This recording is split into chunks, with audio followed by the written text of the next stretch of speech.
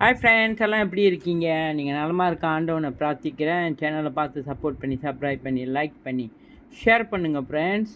இன்றைக்கி காலையிலேருந்து மழை 9:10 வரைக்கும் இருந்துச்சு. சரியான மழை.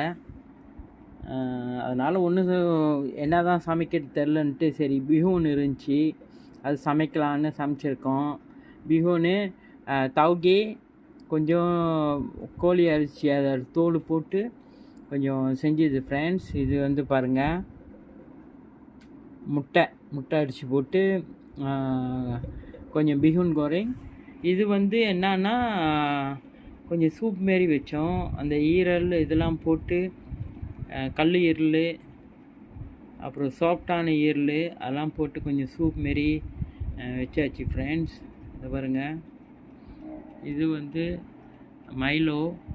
எப்படி இருங்க ஃப்ரெண்ட்ஸ்? இன்றைக்கி இதுதான் எங்களோட ராத்திரி சாப்பாடு.